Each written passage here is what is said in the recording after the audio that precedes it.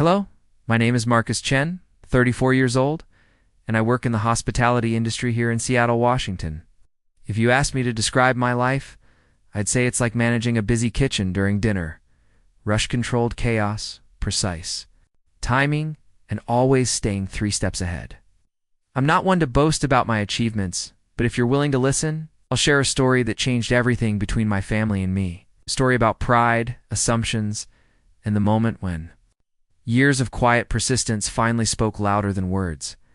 Before we jump back in, tell us where you're tuning in from, and if this story touches you, make sure you're subscribed because tomorrow I've saved something extra special for you.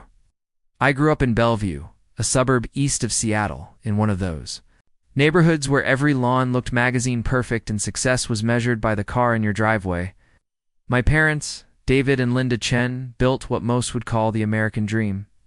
Dad started as an accountant at a small firm and worked his way up to become a partner at Morrison & Associates. It's one of the most prestigious accounting firms in the Pacific Northwest. Mom worked as a real estate agent for luxury properties, known throughout King County for closing million-dollar deals with a smile and an iron handshake. Our household revolved around achievement.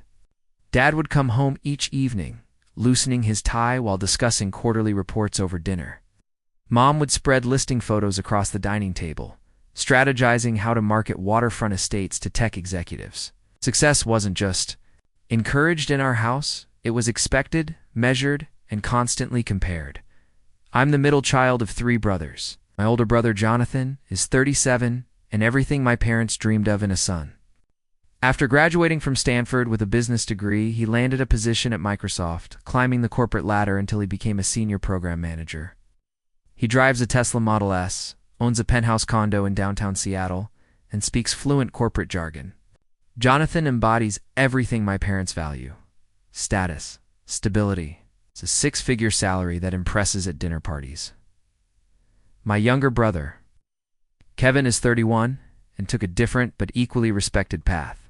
Graduated from law school at University of Washington and now works as a prosecutor for King County. Kevin's the family intellectual, sharp, articulate, and passionate about justice. He's married to Sarah, a pediatric nurse, and they live in a beautiful craftsman house in Capitol Hill with their twin daughters. Then there's me, Marcus, the middle child who never quite fit the mold my parents cast. While Jonathan studied business, trends, and Kevin analyzed legal precedents, I found myself drawn to something entirely different: food. Not just eating it, but understanding how flavors work together. How a perfectly timed dish could transform someone's entire evening. How a restaurant could become the heart of a community. During high school, my brothers focused on honor roll and college prep courses. I spent afternoons working at Romano's, a small Italian restaurant near our school. I started as a busboy, clearing tables and refilling water glasses, but Chef Giuseppe saw something in me. He taught me to taste sauce with purpose, to respect ingredients, to understand that cooking wasn't just following recipes, it was creating experiences. My parents tolerated this phase, convinced I'd eventually grow out of it and choose a real career.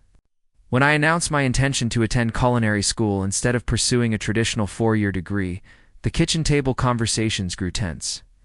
Dad would shake his head, muttering about wasted potential. Mom worried aloud about financial stability and what she'd tell her real estate colleagues about her middle son's unconventional choice. Despite their disapproval, I enrolled at Seattle Culinary Academy.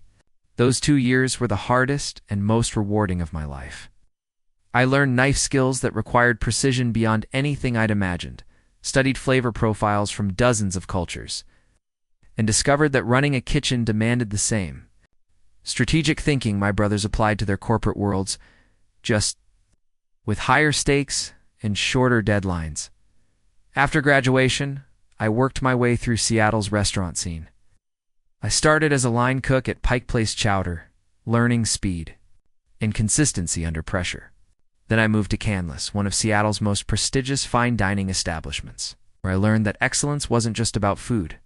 It was about creating moments that people remembered. Years later, my family viewed my career progression differently. Where I saw growth from line cook to sous chef to head chef, they saw someone still working in restaurants. Family gatherings became exercises in diplomatic conversation. Jonathan would discuss his latest project managing cloud infrastructure for Fortune 500 companies. Kevin would share stories about prosecuting white-collar criminals. When attention turned to me, I'd mention working at various restaurants. The conversation would quickly pivot to safer topics.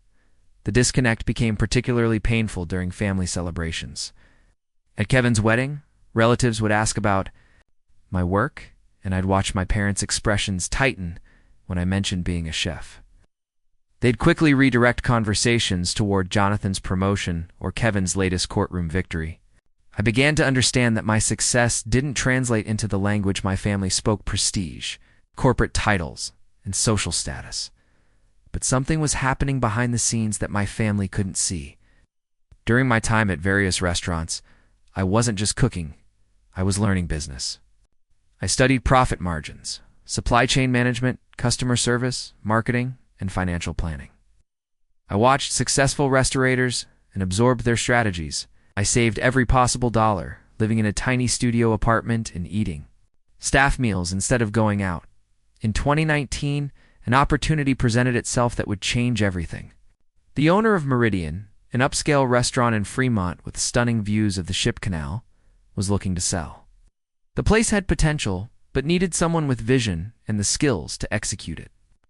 I'd been watching Meridian for months, studying their operation, analyzing their strengths and weaknesses. The asking price was $280,000 more money than I'd ever imagined having access to. But I'd been preparing for this moment.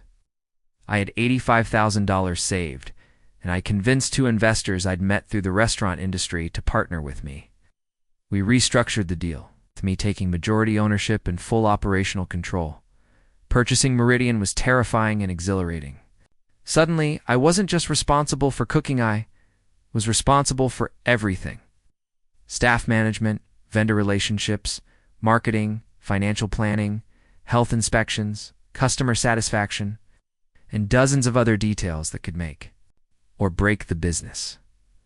I threw myself into transforming Meridian. We renovated the dining room, updated the kitchen equipment, and completely reimagined the menu.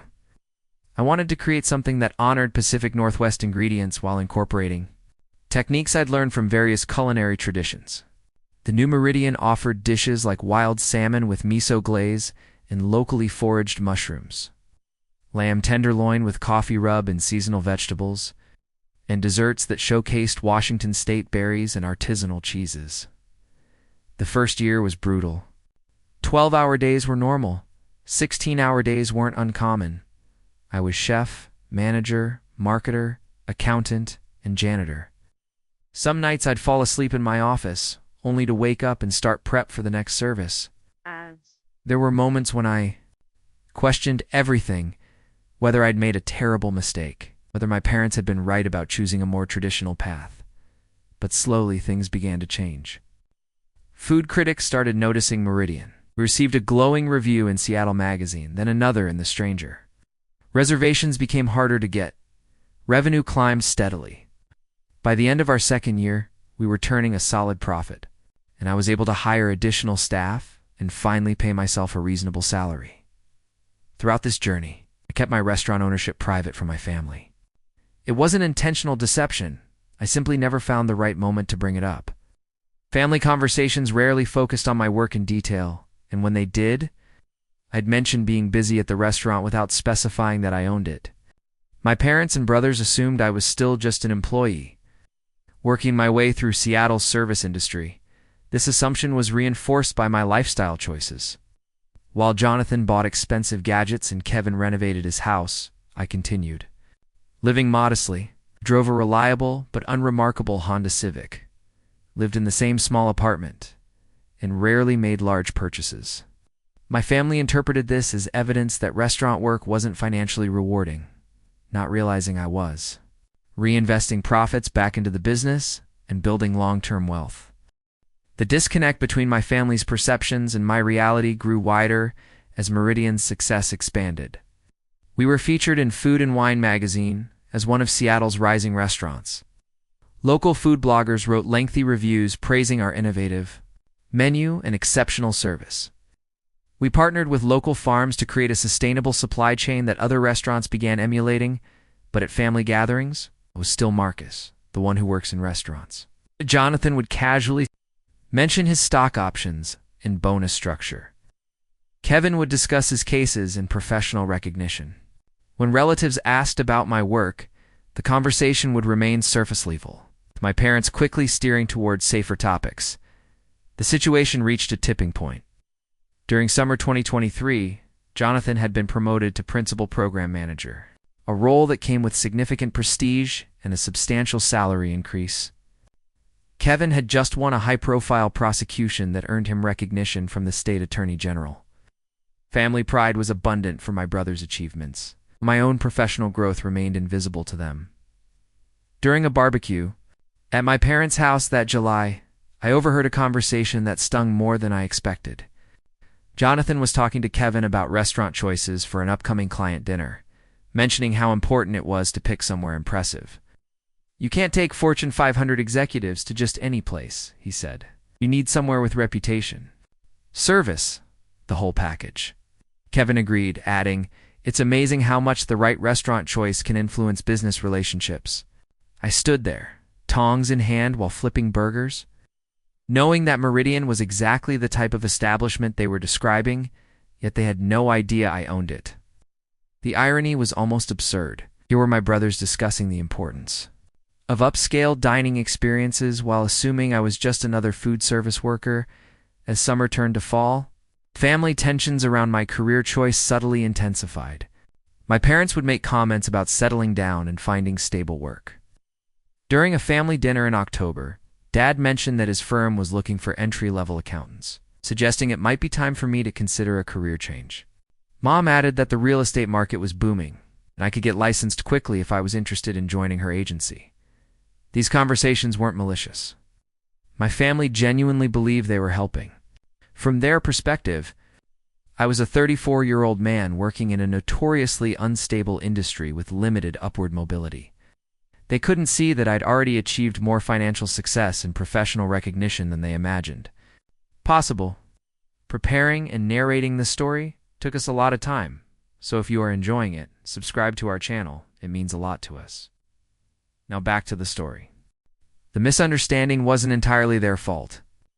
I'd never corrected their assumptions or provided details about my actual role in the restaurant industry. Part of me enjoyed having something private, something that belonged entirely to me without family analysis or input. Another part of me was building toward a moment when my success would speak for itself, though I hadn't planned exactly when or how that would happen. That moment arrived sooner than expected. Thanksgiving, when 2023 was scheduled at Jonathan's penthouse. A gleaming space with floor-to-ceiling windows overlooking Elliott Bay. The guest list included our immediate family, plus Kevin's wife Sarah and their daughters, plus Jonathan's girlfriend Rebecca, a marketing executive he'd been dating for 8 months. The afternoon began pleasantly enough. We watched football, shared appetizers, and caught up on each other's lives. Jonathan was in particularly good spirits, having just closed a major project that would likely lead to another promotion. Kevin discussed a complex fraud case he was prosecuting. The conversation flowed easily among successful professionals, comparing notes on their respective industries. As we sat down for dinner, Jonathan raised his wine glass for a toast. "I want to thank everyone for being here today," he began. "This year has been incredible for all of us. I'm grateful for family, for success, and for the opportunities we've created." He gestured toward Kevin, to Kevin, who's making King County safer, one conviction at a time, and toward our parents, to Mom and Dad, who taught us the value of hard work and achievement. Finally, his gaze settled on me, and his expression shifted slightly, and to Marcus, who's still figuring things out, but we love him anyway. The comment landed like a cold stone in warm water. The table grew quiet for a moment before conversation resumed, but the words hung in the air, still figuring things out. As if my 34 years included no accomplishments worth acknowledging after dinner. While the women chatted in the living room and Dad dozed on the couch, Jonathan, Kevin, and I found ourselves in the kitchen cleaning dishes. The conversation turned to holiday plans and weekend activities. Rebecca and I are thinking about trying that new place in Fremont. Jonathan mentioned rinsing wine glasses.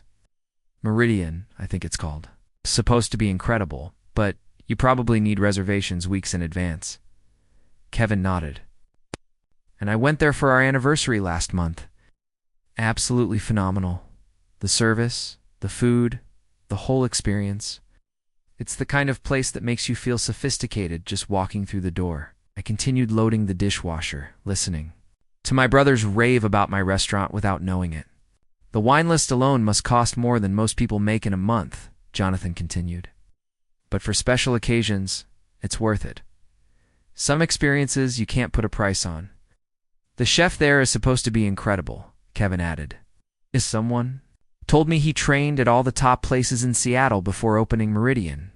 Real talent, not just someone who got lucky. I was about to respond when Jonathan's tone shifted. He was looking at me with an expression I'd seen countless times growing up.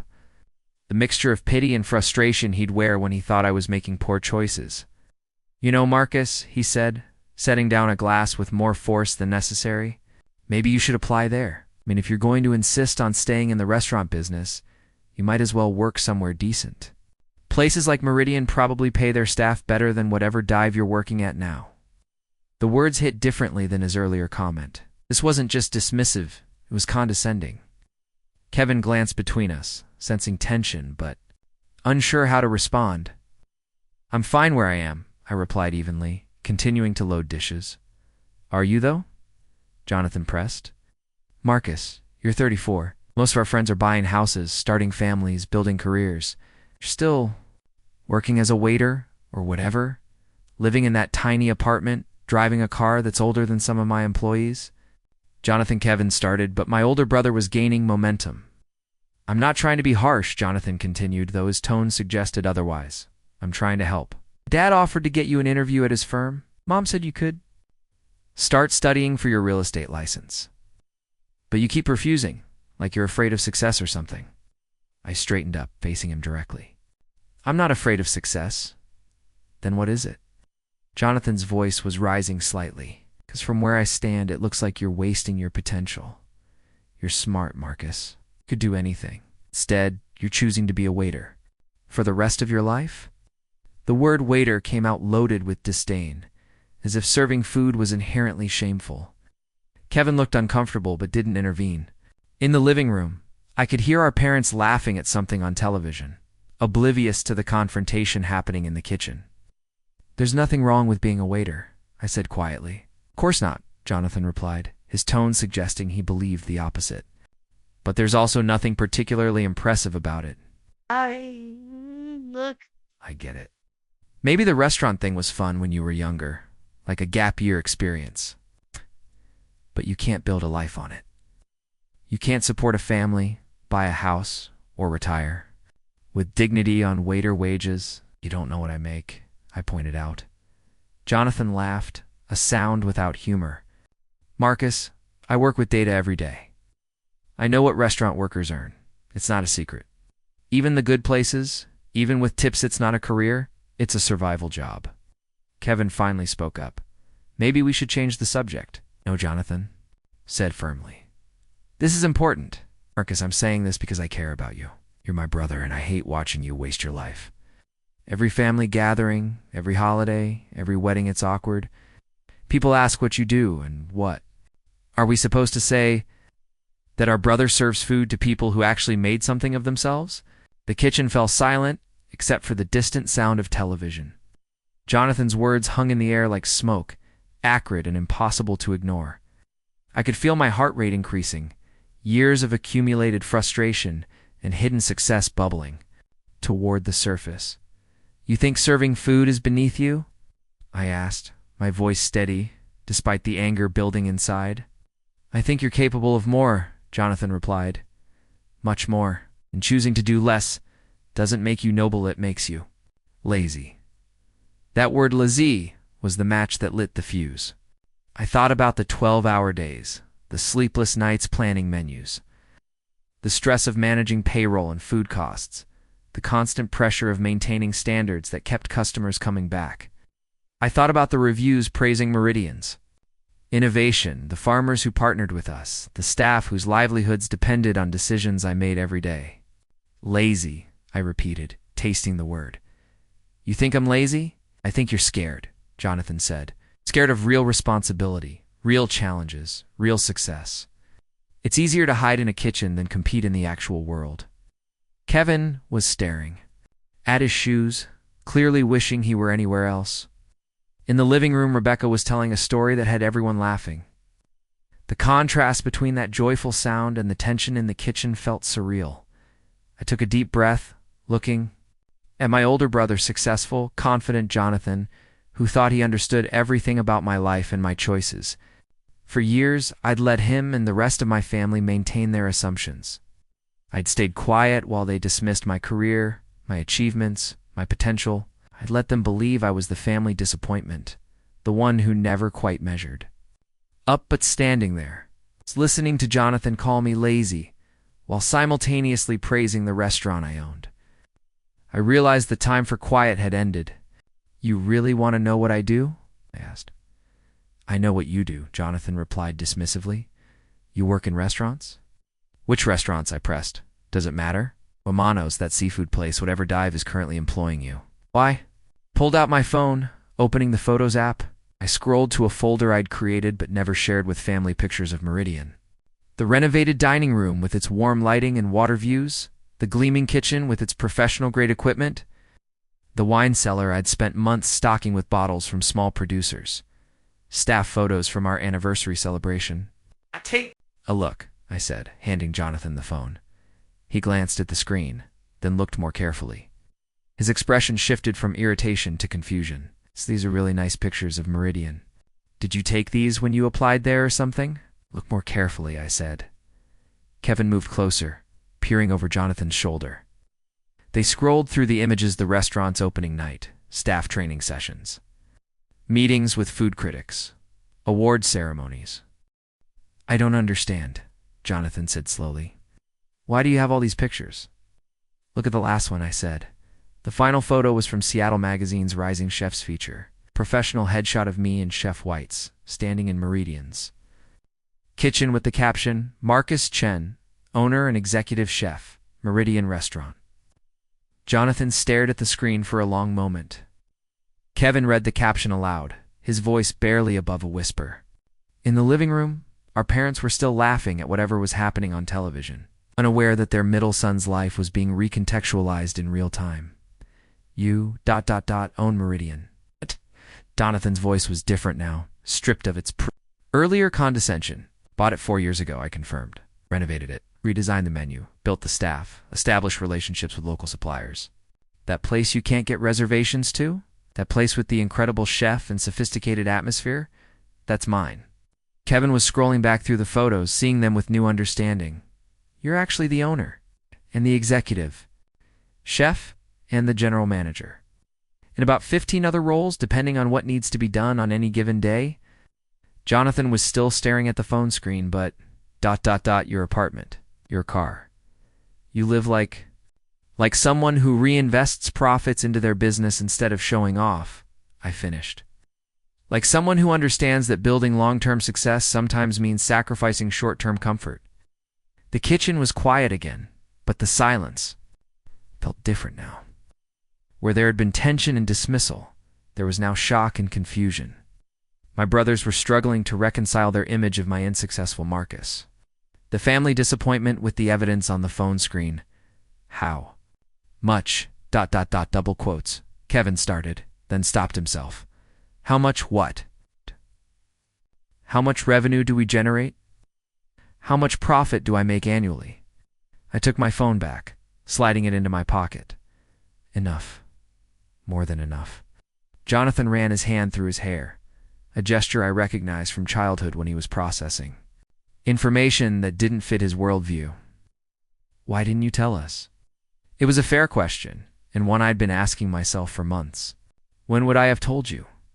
During conversations where you explain how restaurant work isn't a real career, during holiday dinners where you toast everyone's success except mine, during lectures about how I need to grow up and get a real job.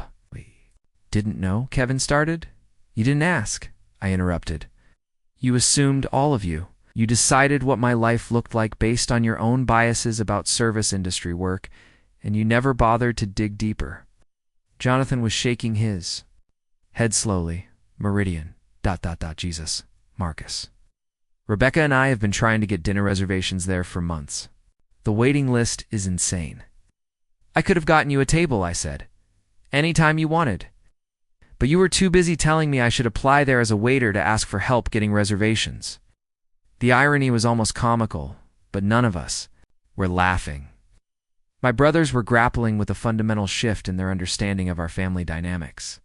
The successful older brother and the accomplished younger brother were suddenly confronted with the reality that they're unsuccessful. Our middle brother had quietly built something they'd been admiring from the outside.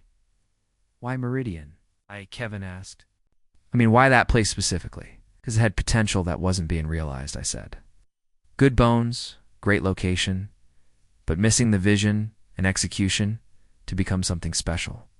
Kinda like how you might see potential in a legal case that other prosecutors had given up on. Kevin nodded slowly, understanding the analogy. Jonathan was still processing, looking like someone who'd just learned that gravity worked differently than he'd always believed. The reviews, Jonathan said suddenly.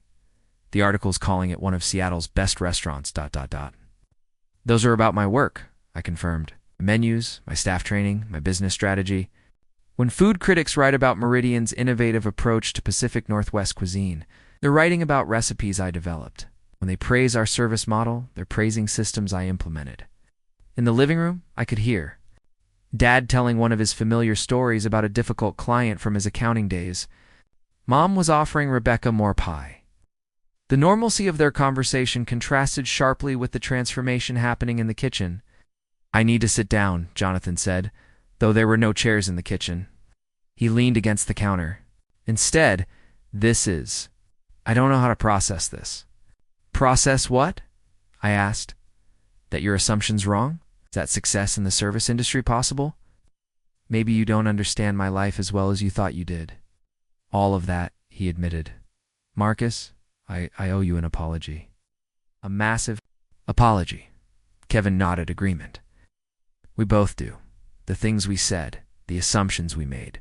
The thing is, I said, surprising myself with how calm I felt.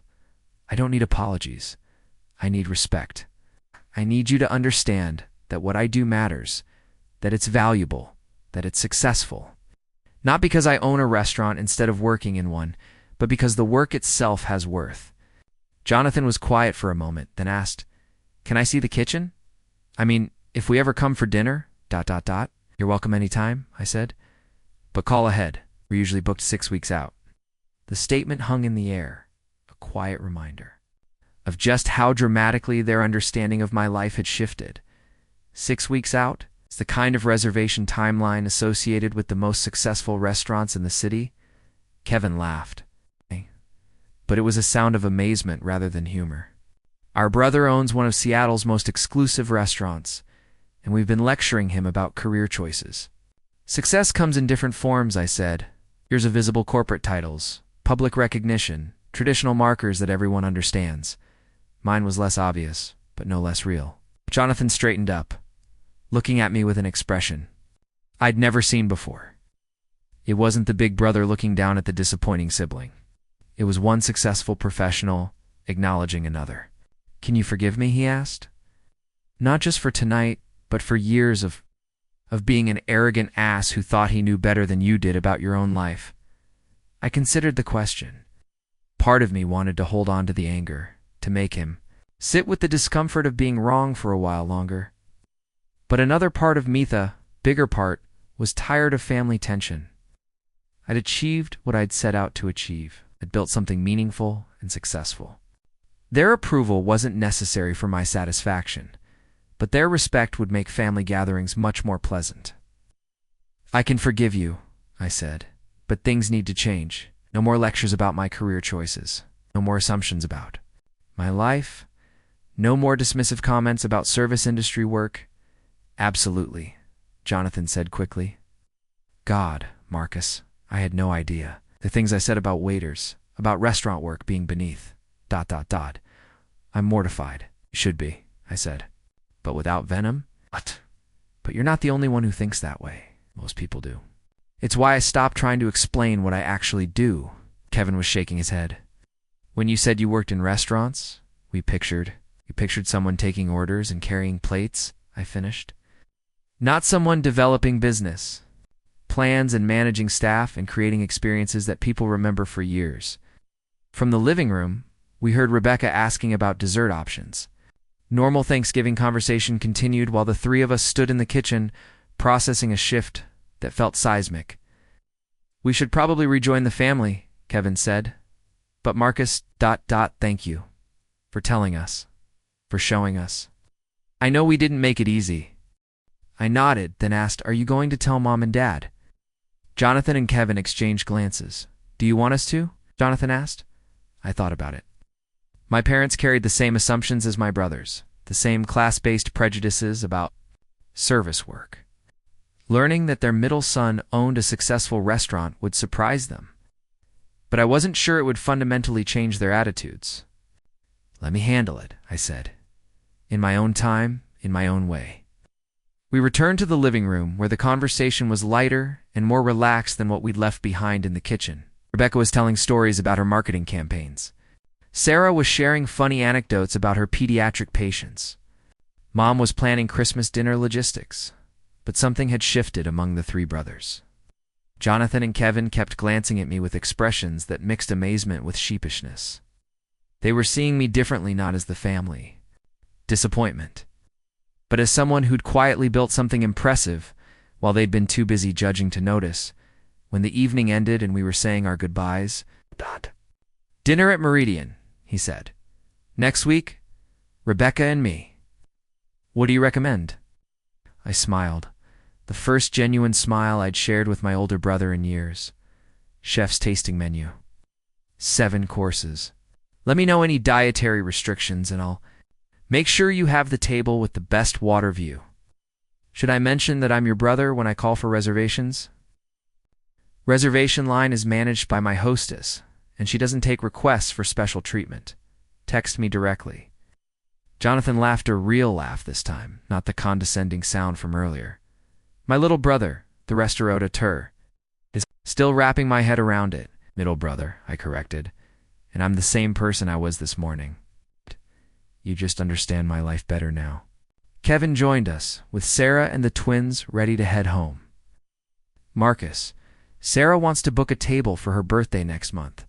She's been wanting to go back since our anniversary. Text me the date, I said. I'll take care of it. So they prepared. To leave, I felt a lightness I hadn't experienced at family gatherings in years. The secret was out, at least among my brothers. The assumptions had been corrected. The playing field had been leveled, driving home to my small apartment the same. Apartment I'd lived in for years while building my business reflected on the evening's events. The confrontation in the kitchen had been painful but necessary. Years of accumulated frustration and misunderstanding had finally been addressed. But more than that, I'd realized something about myself. I didn't need my family's approval to feel successful. I'd built something meaningful regardless of their opinions. The recognition was nice. But it wasn't essential to my sense of accomplishment. The following weeks brought subtle changes to family dynamics. Jonathan texted regularly, asking questions about restaurant management and sharing details about his own work that he'd never discussed before. Kevin called to talk about business strategy, drawing parallels between prosecuting cases and running a service-oriented business. Both brothers made good on their promises to dine at Meridian. Jonathan brought Rebecca for a romantic dinner. I sent out several off-menu courses to showcase what the kitchen could do when given creative freedom. Kevin returned with Sarah for her birthday, and I arranged for a special dessert presentation that had her in tears of joy. More importantly, the tone of family conversations shifted. When relatives asked about my work, my brothers would proudly explain that I owned one of Seattle's most successful restaurants. The dismissive comments disappeared. The lectures about career choices ended. My parents took longer to adjust. When I finally sat them down and explained my actual role at Meridian, their reaction mixed pride with confusion. They struggled too. Understand how I'd achieved financial success without following traditional pathways. But they couldn't argue with the results. Mom started mentioning my restaurant to her real estate clients, several of whom became regular customers. Dad began reading restaurant reviews with new interest, proud to see his son's establishment mentioned alongside Seattle's culinary elite. The transformation wasn't complete or perfect. Decades of family dynamics don't change overnight, but the fundamental shift from disappointment to respect was unmistakable. I was no longer the brother who'd made poor choices, but the one who'd succeeded in an unconventional way. 6 months after that Thanksgiving revelation, I received a text from Jonathan that made me smile. He was hosting a client dinner and wondered if Meridian could accommodate a group of 8 Microsoft executives. The irony was perfect. My older brother, who'd once suggested I apply to work at my own restaurant, was now asking me to provide the sophisticated dining experience. He needed to impress his corporate clients. I booked the reservation personally, designed a custom menu highlighting our signature dishes, and made sure the service was flawless. The dinner was a success by every measure. Jonathan's clients were impressed, deals were discussed over dessert, and my restaurant played a role in my brother's professional success. That evening, after the Microsoft group had left and the restaurant was closing, Jonathan lingered at the bar. I joined him with 2 glasses of wine from a bottle I'd been saving for a special occasion. To assuming less and understanding more, he said, raising his glass. To family, I replied, and figuring out how to appreciate each other as we actually are. We drank in comfortable silence. 2 brothers who'd finally learned to see each other clearly. Outside the windows, Seattle's lights twinkled across the water, and I felt grateful for the journey that had brought us to this moment of mutual respect. The lesson I learned is that Thanksgiving goes beyond family dynamics or career choices. It's about the danger of assumptions, the importance of understanding before judging, and the value of every type of honest work. Success comes in many forms. Visibility doesn't always correlate with significance. I'm still Marcus Chen, the middle brother who chose food over finance, hospitality over high-tech, passion over prestige. But now my family understands that those choices led somewhere worthwhile. They see that success isn't just about titles and corner offices. It's about building something meaningful, serving others well, and creating experiences that enrich people's lives. Meridian continues to thrive. We've expanded our wine program, developed relationships with additional local farms, and earned recognition from culinary organizations throughout the Pacific Northwest. But beyond the professional achievements, I've gained something equally valuable, a family that finally sees and respects who I actually am. The next time someone assumes that restaurant work is temporary or unambitious, I think about that Thanksgiving evening. I remember Jonathan's shock when he realized the successful establishment he admired belonged to the brother he'd been lecturing. I remember the shift from condescension to respect, from assumptions to understanding. Not everyone who works in restaurants owns them. Ownership isn't necessary for work to have dignity and value. Every person who serves food, who creates experiences, who helps others celebrate and connect their work matters. My story isn't important because I became an owner, but because it illustrates how easy it is to misunderstand someone's life when you judge based on surface appearances. I'm grateful for my brother's changed perspective, but I'm more grateful for the confidence to pursue my own path regardless of their opinions. Sometimes the most powerful revelations aren't the dramatic confrontations, but the quiet moments when people finally see you as you actually are. Today, when I walk through Meridian's dining room and see couples celebrating anniversaries, families gathering for special occasions, business deals being finalized over carefully prepared meals, I know I'm exactly where I belong. Not because my family finally approves, but because I chose a path that aligns with my values and allows me to contribute something that's meaningful to my community. The kid who started as a busboy at Romano's became the chef owner of one of Seattle's most respected restaurants, but more importantly, that same kid learned to value his own judgment over others' expectations. To build something meaningful, regardless of external validation, and to find success on his own terms. My relationship with my family continues to evolve. We share meals at Meridian regularly now, and those dinners have become some of our most honest and connected conversations. Jonathan brings business colleagues who invariably become regular customers. Kevin and Sarah celebrate important occasions. At my tables, my parents have become unofficial ambassadors, proudly directing friends and clients to their son's establishment. But the real victory isn't their changed attitude. It's the confidence I gained in my own choices. The night I revealed my ownership of Meridian wasn't just about correcting my family's assumptions. It was about claiming my own narrative, standing up for the value of my work, and refusing to let others define my worth based on their limited understanding. The restaurant industry remains challenging and demanding. Every day brings new problems to solve, relationships to manage, and standards to maintain. But it also brings the satisfaction of creating something that brings people together, of turning raw ingredients into memories, of building a business that serves both customers and community. When young people ask me about pursuing careers in hospitality, I tell them what I wish someone had told me years ago. Success looks different for everyone. Don't let others' definitions of achievement limit your own vision. Work that serves others, that requires skill and dedication. It creates value. That work has dignity regardless of how society ranks it. My story ends not with a dramatic transformation, but with the quieter satisfaction of being understood and valued for who I actually am. The assumptions are gone, the lectures have ended, and the dismissive comments are just memories. In their place is something more valuable: authentic relationships built on mutual respect and understanding. This Thanksgiving, when I look around my table, whether it's the intimate family gathering or the bustling dining room at Meridian, I'm grateful for the journey that brought me here. The kid who chose food over finance, who valued passion over prestige, who built something meaningful while others assumed he was just getting by.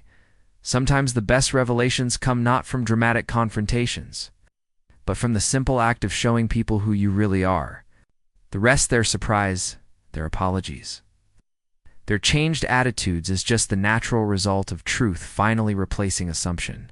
And that, I've learned, is a recipe worth perfecting. Up next, you've got two more standout stories right on your screen. If this one hits the mark, you won't want to pass these up. Just click and check them out.